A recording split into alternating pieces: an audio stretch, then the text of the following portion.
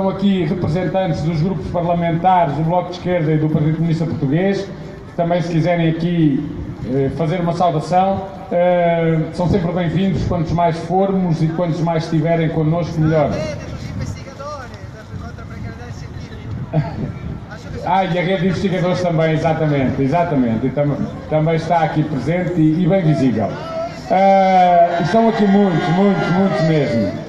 Aquilo que nós vos queríamos dizer é o seguinte: hoje, quando eu fui para Évora, porque hoje de manhã já estivemos em Évora com os colegas da Universidade, amanhã estaremos em Coimbra, há dias em Aveiro, no Fórum da TSF ligaram para perguntar o que é que faz assim de repente, de um momento para o outro, nós começarem a surgir tantos protestos, se isto é alguma coisa nova, que tem a ver com alguma contestação que não havia de antes ao António Costa. O que é que se passa com os protestos?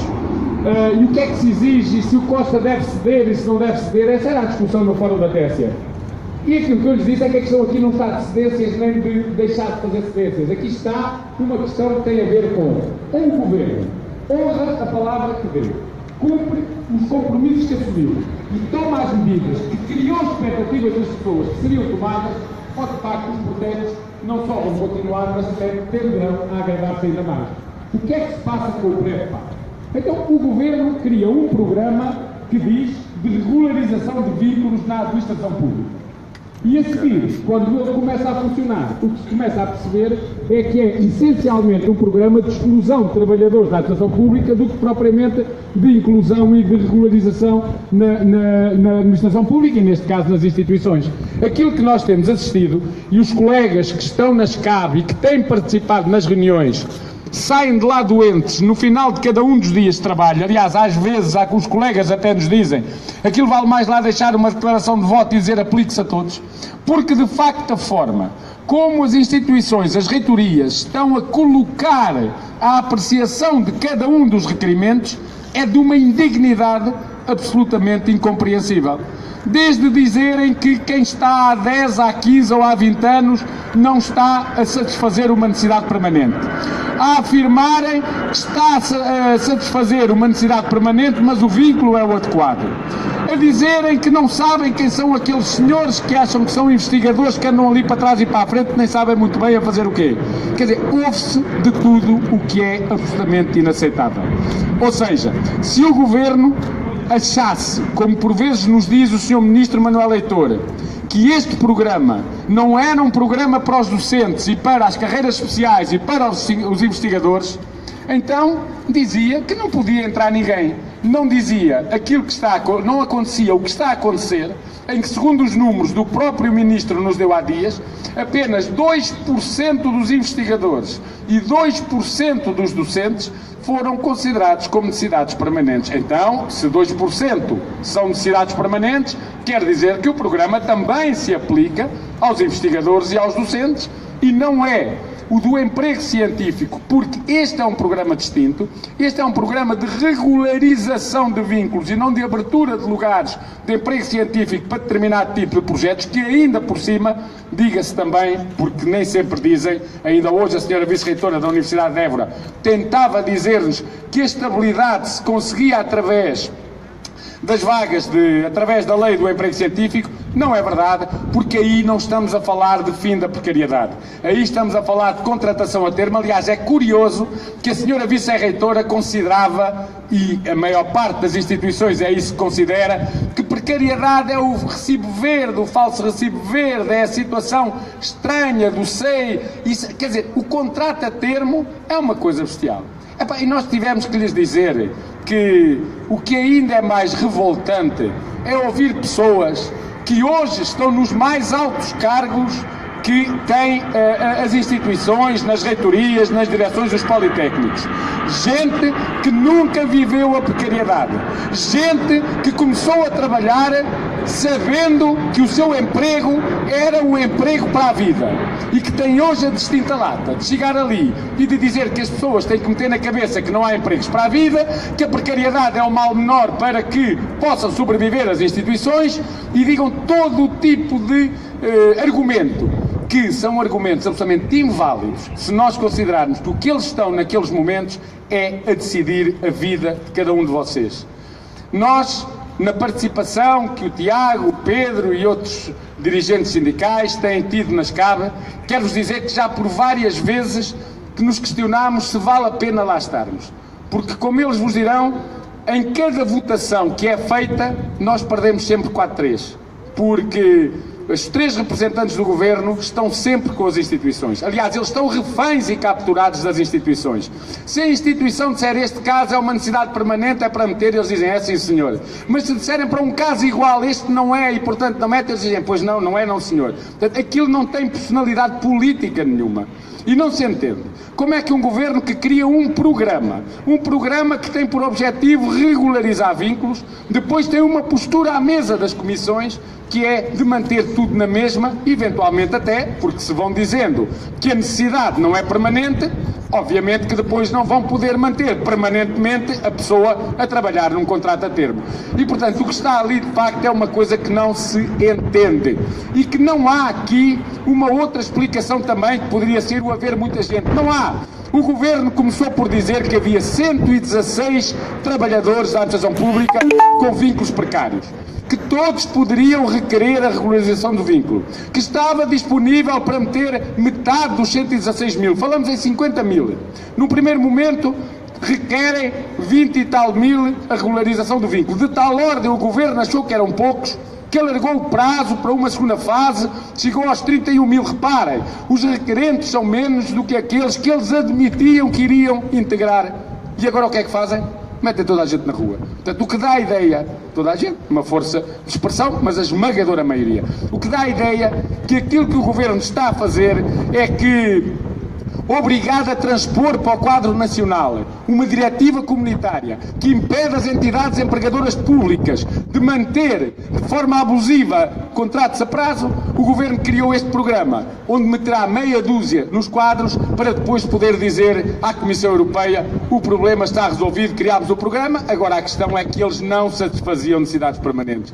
Isto não é aceitável. E, portanto, o que nós vamos exigir, temos de exigir, seja aqui na Universidade, seja nas outras universidades por onde temos estado e continuaremos a estar, é que de facto sejam respeitados os docentes, os não docentes, os investigadores, todos aqueles que estão a ser abusivamente usados num quadro de precariedade para poderem ser eles a permitir que muitas destas instituições tenham avaliações bastante elevadas, reconhecendo-se o trabalho de excelência dos investigadores e dos docentes, com obra publicada, com avaliações extremamente positivas, e depois chega ao quê? O agradecimento é este. Não são necessidades permanentes e, portanto, um dia destes até os podemos pôr a andar. Sinceramente, é das coisas, isto é revoltante. E hoje a conversa que tivemos com a vice-reitora de Évora é uma coisa que não é aceitável. Já para não falar de outros problemas, nomeadamente em relação aos docentes, como amanhã teremos em Coimbra, mas não só, em que o senhor reitor até acha que se o horário de um docente no ensino básico e secundário é de 22 horas, portanto um professor do ensino superior com 20 horas tem um horário incompleto. E pagam-lhes como tal, e tratam como tal. Hoje vale tudo. E é pena que tenhamos à frente das nossas instituições de ensino superior gente que, se o problema é a falta de financiamento que o Governo não garanta às instituições, não diga a esse mesmo Governo: nós precisamos destas pessoas e, portanto, vocês têm que alterar o financiamento que temos, porque têm que o ter de acordo com as necessidades que temos. Não, fazem ao contrário, que é o mais fácil. Não dizem nada ao lado de lá e depois mantêm todas as situações precárias e aquilo que tem sido esta postura no âmbito do PREV-PAP. Como vos disse, ainda nos questionámos se havíamos de sair ou não, mas até foi depois da primeira conceito problema político, não estão cá os trabalhadores representados, como é que vai ser? Mas não, se nós saímos, o que o Governo vai achar é que está a vida facilitada. Em vez de 80 por dia, podem começar a despachar uns 200 ou 300, porque aquilo está toda a gente de acordo, é o grupo dos amigos, é sempre a aviar. E depois, é também outra coisa curiosa, como nos dizem os nossos colegas, é que se há um requerimento que é indeferido, e que são quase todos, ninguém questiona. Ninguém da parte do Governo. Mas se há um que é deferido, Bem, as finanças vão ver ao pormenor a ver onde é que ali há um erro qualquer que não pode ser e, portanto, como é que conseguem pô-lo a andar. Portanto, é uma postura de quem criou o programa que é completamente inaceitável. Nós reclamámos, e agora as cabos estão suspensas de funcionamento, nós, nas últimas reuniões da semana passada, reclamámos o facto de, e agora vejam bem, a cabo número 1, porque já há duas, ir na sua reunião 33 e faltarem 23 atas, e a cabo número 2, na sua 9ª reunião, só ter uma aprovada.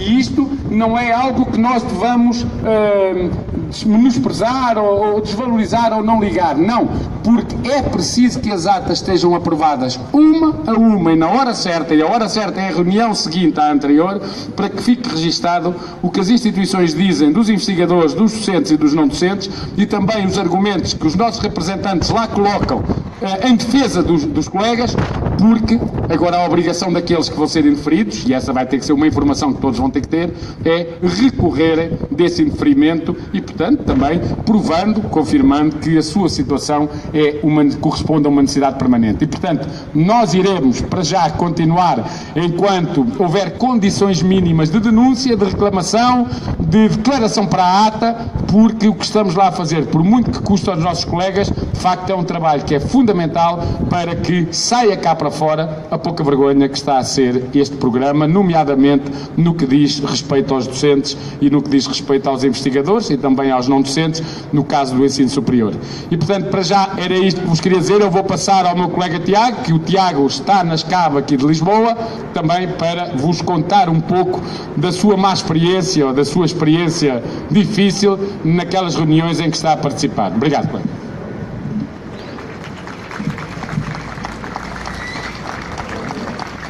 Ora, boa tarde. Efetivamente, a experiência na CAB não é uma experiência muito agradável, não só pelo tempo que nós lá passamos, mas também pelos efeitos práticos daquelas reuniões e que, como já foi dito aqui, não permitem a regularização de todas aquelas pessoas que efetivamente estão a cumprir necessidades permanentes. Aqueles que dão aulas, ainda que enquanto professores convidados com horários abusivamente ultrapassados naquilo que o Estatuto da Carreira permite, aqueles que fazem investigação há muitos anos, depois de concorrerem a diferentes bolsas, por diversas vezes, passarem por processos de seleção muito difíceis, muito sérios, e que ao fim e ao cabo acabam por, neste momento, chegando a cabo, terem como moeda de troca por parte das instituições para onde têm contribuído com as suas publicações, como se pode ver aqui à frente, com toda a formação de acompanhamento de orientações de doutoramentos, mestrados por aí fora, verem da parte das instituições a serem reconhecidos como uma necessidade não permanente. Nem sequer é o facto de ser uma necessidade permanente, mas quiçá o vínculo pudesse ser o adequado, ou seja, ainda assim precário, mas não, é mesmo necessidade permanente para nem sequer haver dúvidas de que não passam à fase seguinte e de que, por algum engano, conseguissem ver o seu caso regularizado no âmbito do PrEFPAP. Importa aqui também perceber que há sempre aquele eterno problema, mas será que há dinheiro? Será que o Sistema Científico e Tecnológico Nacional comporta toda esta gente?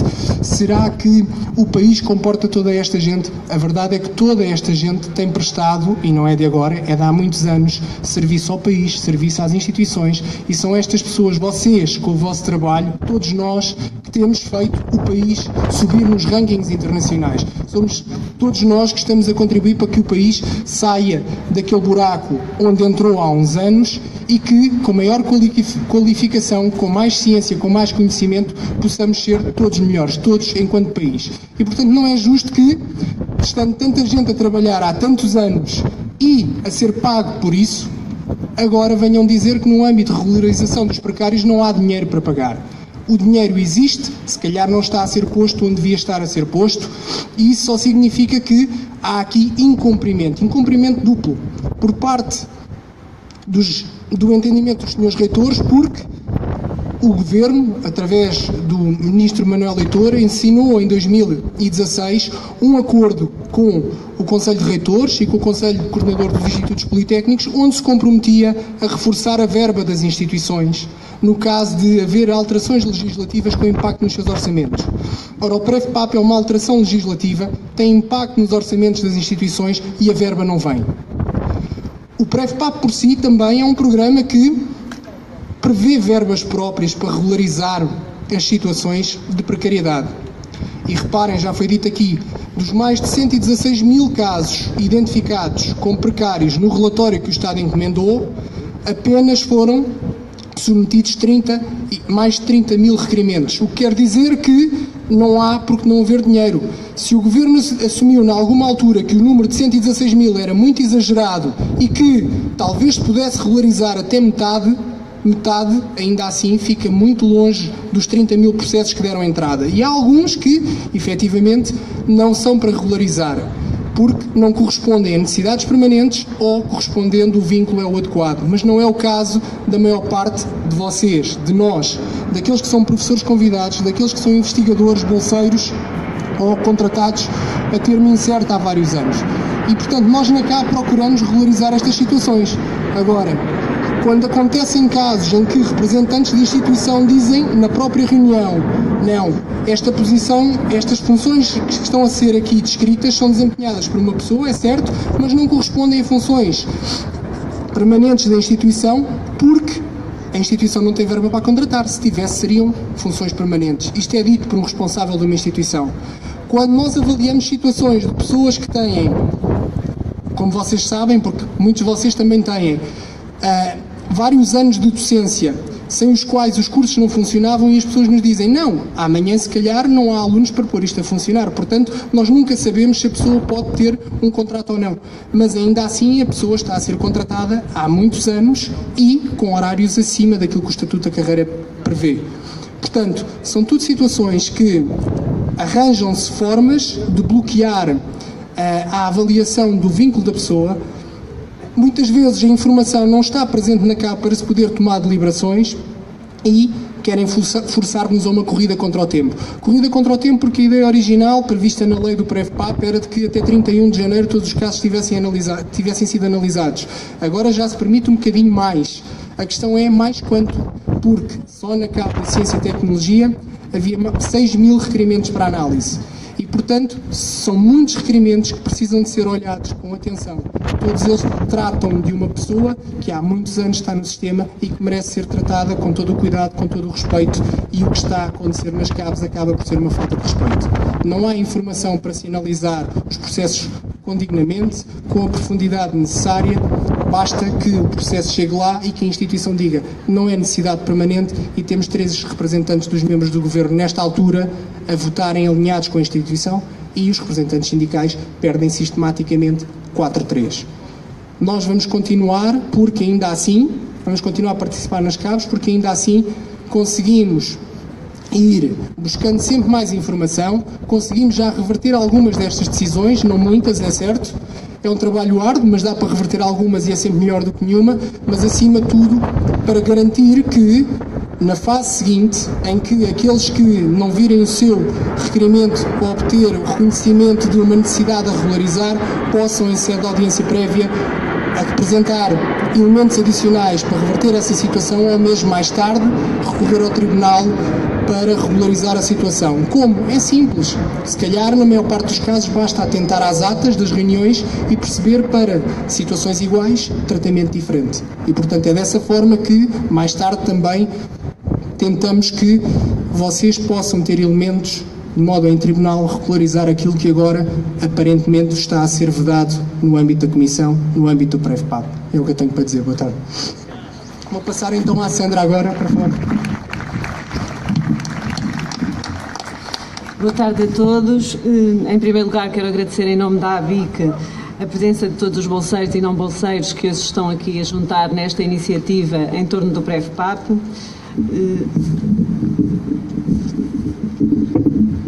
Sou mais baixinha. A ABIC incentivou desde o início que os bolseiros requeressem a regularização do seu vínculo. Defendemos que a um posto de trabalho deve corresponder a um contrato de trabalho inserido numa carreira. Estamos aqui para lembrar aos senhores reitores, mas também ao senhor Ministro, que há muitos trabalhadores com vínculos precários nas universidades. Por exemplo, há trabalhadores com vínculos de bolsa que não têm acesso a uma segurança social digna, que não têm acesso a um subsídio de férias, a um subsídio de Natal, a subsídio de desemprego. E durante anos andam de bolsa em bolsa à espera que um dia se consiga um contrato digno. E aqui refiro-me concretamente a todos os tipos de bolsa, desde os bolseiros de gestão, ciência e tecnologia, aos bolseiros de projetos, aos bolseiros de pós-doc, aos bolseiros de doutoramento. É lamentável que os senhores reitores, quando têm ao seu dispor instrumentos de combate à precariedade, boicotem esses processos. E aqui refiro-me também concretamente ao decreto de lei e à norma transitória que permite a contratação de doutorados. É lamentável que os senhores reitores, em vez de pensarem em soluções para travar a precariedade, pensem em estratégias para a fomentar. Mas nós não podemos aceitar isto porque sabemos que somos necessários. E também não aceitamos que o Sr. Ministro da Ciência permita que estes vínculos precários não sejam regularizados. Aceitamos menos ainda que a desculpa seja o facto de os bolseiros trabalharem, quando os bolseiros trabalham em instituições privadas, e que isso também lhes bloqueie o acesso à regularização do vínculo. Se o financiamento é público e as instituições de acolhimento também são públicas, não pode haver desculpas para a regularização dos vínculos. Como podem dizer que nos centros de investigação, fazer investigação não é uma atividade permanente? Não é a principal atividade de um centro de investigação? Se o financiamento da investigação não é permanente, isso é fruto de políticas que pensam a ciência a metro e à peça. Os trabalhadores são injustamente vítimas disso. Havendo uma conjuntura que permite a regularização dos vínculos, os bolseiros não podem ser deixados de fora desse processo. Esses vínculos têm de ser regularizados e já. E já que há a tomada de consciência da precariedade deste vínculo, é também importante que o abuso que ocorreu nas últimas décadas de recurso ao bolseiro seja travado. Não podemos permitir que este estatuto, o do bolseiro, continue a ser usado para precarizar os trabalhadores da ciência e outros trabalhadores sem ser da ciência. Para a BIC só há um caminho: dar aos trabalhadores da ciência os direitos e deveres de qualquer outro trabalhador e revogar o estatuto do bolseiro. Agora passo a palavra ao Joaquim. Sim, pode ser. O Joaquim Ribeiro já agora é da Federação de Sindicatos da Função Pública. Nós estamos em representação da Frente Comum, portanto o Joaquim também. Aliás, chegámos a estar alternando a presença nas CAB. Agora, por decisão da própria direção sindical, estamos só lá nós, embora no contacto sempre permanente, por uma vez que é a representação sindical. Então, boa tarde a todos. Muito rapidamente, só dar aqui uma palavra em relação à importância dos trabalhadores não docentes também para o funcionamento das universidades e dos laboratórios de Estado. Dizer que, tal como os trabalhadores que desempenham funções docentes e funções de investigação, os trabalhadores não docentes têm um papel essencial no bom funcionamento das universidades, e muitos deles também estão há 5, 10, 15, 20 anos em situação precária. E isto significa vidas precárias. Eu acho que numa sociedade que se quer avançada não deve haver vidas precárias, não deve haver pessoas com 10, 15, 20 anos de instabilidade. Dizer também que já estamos aqui desde 2016. 2016 iniciou-se este processo, portanto, o caminho que o Governo escolheu para a regularização dos vínculos é um caminho muito burocrático e é um caminho, como nós temos vindo a alertar, não vai resolver o problema da precariedade. Tanto não vai resolver o problema da precariedade que nós sabemos que estão a ser contratados bolseiros ainda, hoje estão a ser contratados bolseiros nas universidades para desempenhar funções administrativas e funções técnicas, não é? Portanto, se quiser efetivamente acabar com a precariedade, o caminho terá de ser outro, não é? Portanto, aquilo que é importante é nós dizermos que há condições para o Governo resolver o problema da precariedade e para que nenhum trabalhador que tenha uma função permanente tenha um vínculo precário, porque isso é inaceitável. Passo então aqui ao representante, ao Paulo. Não é? A gente conhece o Paulo Granjo, da Rede de Investigadores contra a Precariedade. Vamos passar-lhe a palavra e só antes disso dizer-vos mais uma coisa. Nós andamos a fazer estas iniciativas instituição a instituição. Hoje aqui, em Évora, Coimbra, Aveiro, por aí fora.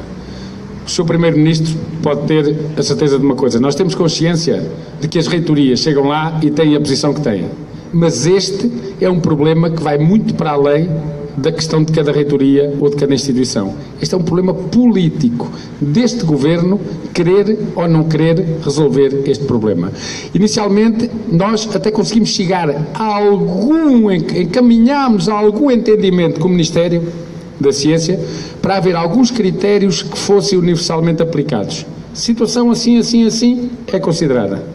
Imediatamente a cabo coordenadora das cabos disse não há critério nenhum, é casuístico e portanto não aceitamos isso.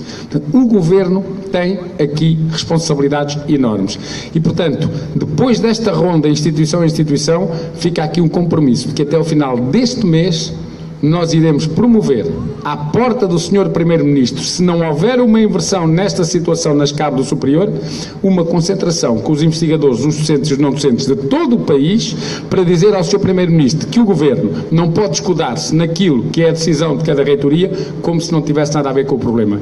Tem a ver com o problema e eu diria mais, é aí provavelmente que reside o principal problema. Paulo.